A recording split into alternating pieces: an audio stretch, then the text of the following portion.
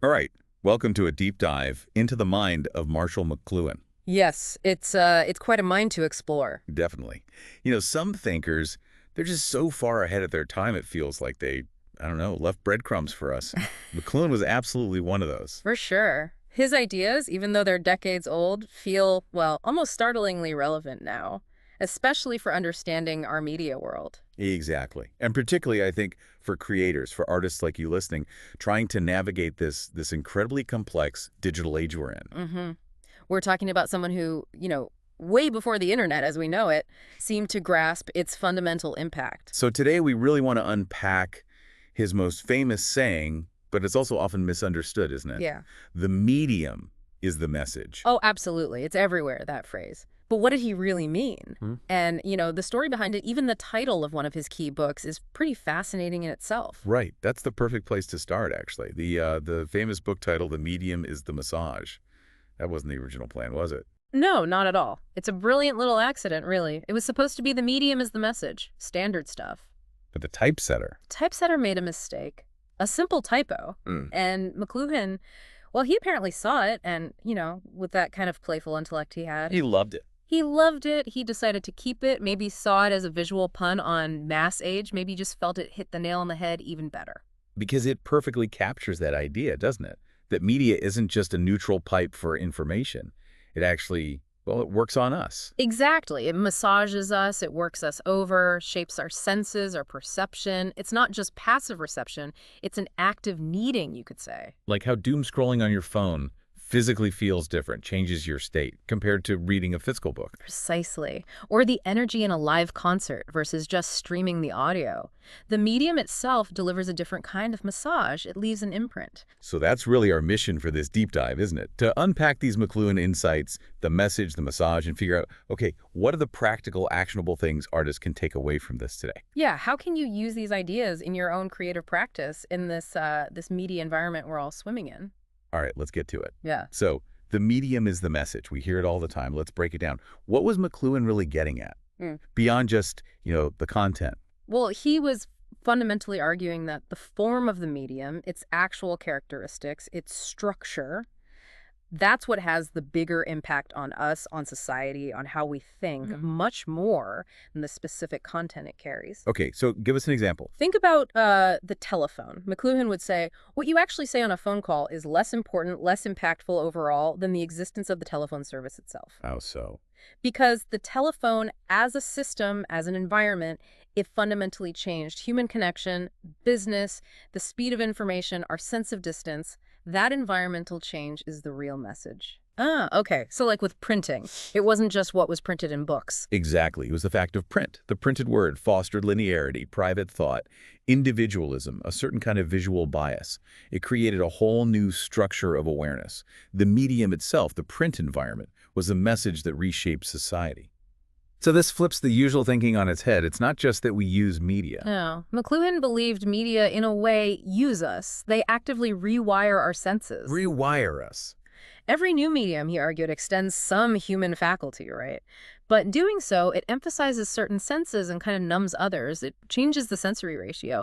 And this massage, this constant adjustment, it's not gentle. He said it roughs us up, it bumps us around. It's fundamentally altering our perception, often without us even noticing. Wow. Okay, so for an artist listening, Yeah, this is huge. It means you have to think way beyond just the story or the image. absolutely. You need to ask, how does the medium I'm choosing, whether it's VR or oil paint or an interactive website or sound installation, Yeah. how does that specific medium feel? How does it massage the audience's senses? How does it change their way of processing the experience itself? Precisely.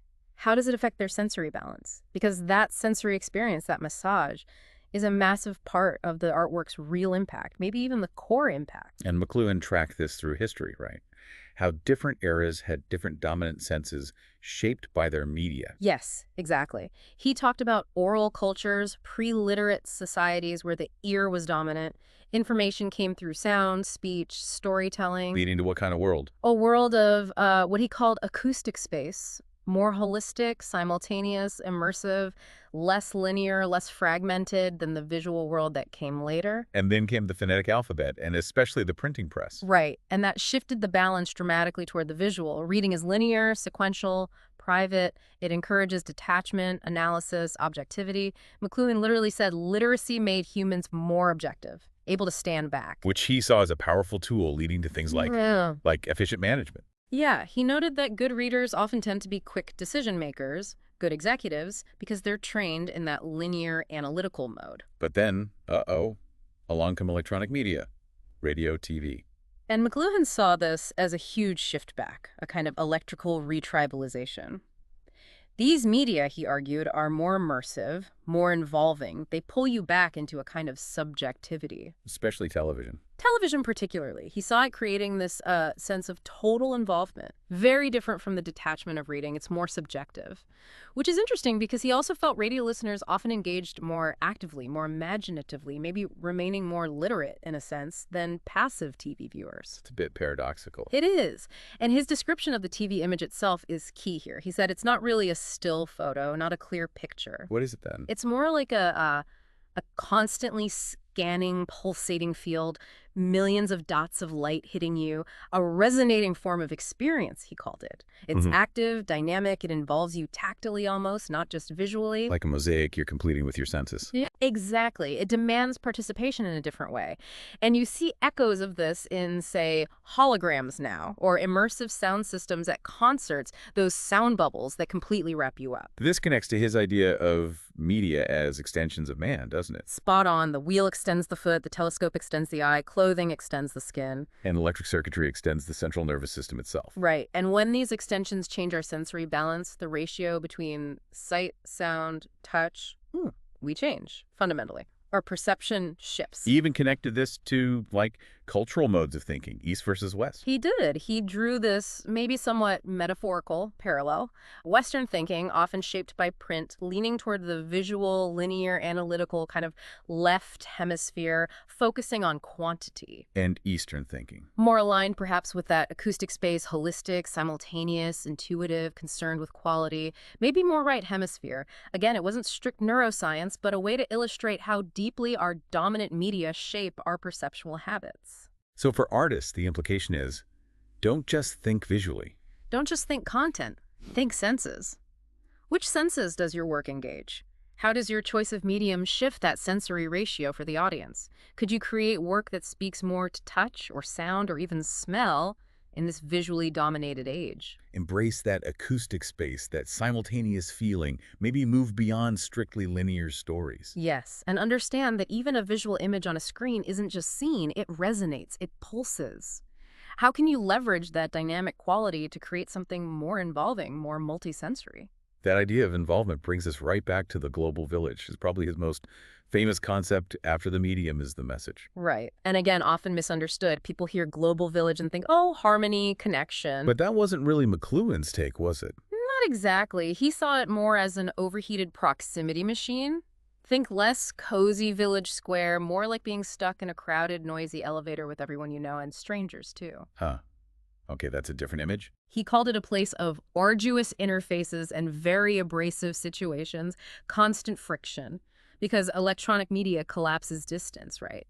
Suddenly, everyone is in everyone else's business, instantly. No silence, no distance, no time to cool off. None. It's intense, relentless involvement. One giant, nonstop, often pretty irritating global gossip session. And he saw this having a big impact on identity. A huge impact. He talked about the loss of private identity. In the electric age, mass man is connected simultaneously to everyone else. Old marker's job, nationality, age group, they start to dissolve or at least become less defining. So where do people find their identity then? McLuhan suggested they have to turn inward, encounter their inner world, but he also saw this quest for identity as potentially quite aggressive, kind of bumping up against others to figure out who you are, how much power you have. And this means the old walls are crumbling. All sorts of walls, between generations, between nations, even within families. Privacy itself starts to erode. He pointed out that privacy, historically, often depended on physical separation, having your own room to read, for instance. But now we have open plan offices, shared digital spaces. Exactly. Information is everywhere, instantly retrievable. He called the new information environment unforgiving, unforgettable, no escape, no redemption, no eraser. It's all out there. Okay, so artists, this is rich territory, this friction, this forced intimacy, the noise. Absolutely. How do you explore that feeling of constant connection, but also constant abrasion?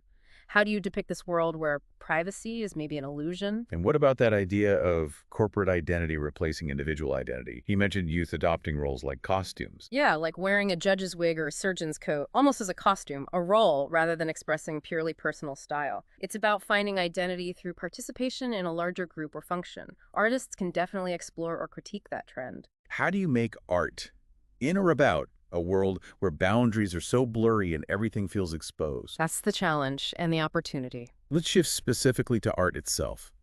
McLuhan made some waves saying advertising is the folk art of the 20th century. What did he mean by that? Well, he saw advertisers doing what artists do, setting traps to catch attention.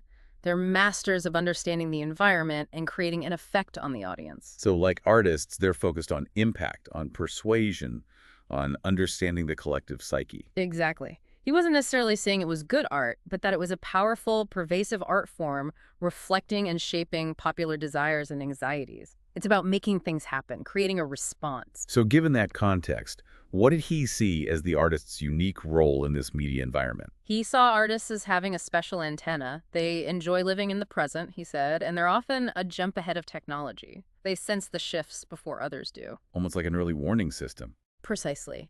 He often described the artist as the enemy of society, not in a destructive way, but because they point out the things people don't want to see. They reveal the invisible architecture of the media environment, the hidden effects. That's a powerful role. He also mentioned pop art revealing something important. Yeah, he thought pop art showed that the only art form left is your own natural environment, meaning the media environment itself, the everyday world, has become the primary artistic material. So the environment needs to be programmed as art. That was his provocative idea. We need to consciously shape our media environment because it's shaping our psychic life so profoundly. It's too important to be left unexamined or uncontrolled. And humor plays a role here too. Definitely. He saw jokes, especially modern ones without neat storylines, as revealing collective grievances, bypassing logic to hit us emotionally. A potent tool for artists making commentary. And he liked John Cage's idea that everything is music, everything is theater. Yes, that resonated deeply. The idea that art doesn't create reality, it just makes us aware of the reality of the performance that's already happening all around us, all the time. Even popular music, like the Beatles. He saw their power coming from how they embodied the audience's own patterns and rhythms. The artist becomes a kind of mask of power, channeling the collective energy, letting the audience put on the singer in a way. So bringing this back to you, the artist listening, McLuhan challenges you to think about what new traps for attention you can create in today's environment. How can you consciously program this media landscape? Rather than just reacting to it, how can you shape perception and embrace that role as an early warning system, showing people the effects of new tech before they become totally pervasive? How can you work with this idea of shared identity, this constant flow of information, to create art that speaks to that collective level? It's a big ask, but a vital one. And this all leads to a final, maybe quite stark observation McLuhan made, which feels incredibly relevant now. The idea of the guerrilla information war. Yeah, he saw it coming long before social media. He said in this electric environment, no one is neutral. Every click, every share, every comment, it's all part of a struggle. A struggle for what? For control of orientation. A battle over perception, over how we understand the world, over attention itself. Everyone's drawn in, whether they realize it or not. It's a constant cognitive battleground. Pretty much. And this is where his distinction between point of view and insight becomes absolutely crucial, especially for artists. That's the difference. He warned that a point of view can be a dangerous luxury when substituted for insight and understanding. Just sticking to your opinion, your fixed perspective, it blinds you. Because the ground is constantly shifting. Exactly. In this information war, clinging to a viewpoint prevents you from seeing the underlying dynamics, the patterns, the way the environment itself is working. Genuine insight into the process is far more valuable than just having another opinion. You need to see what makes the war invisible. So for artists, Yeah. the call isn't just to comment or express an opinion in this war. No. The real power lies in providing insight, helping people understand the dynamics of the media environment itself, how perception is being shaped.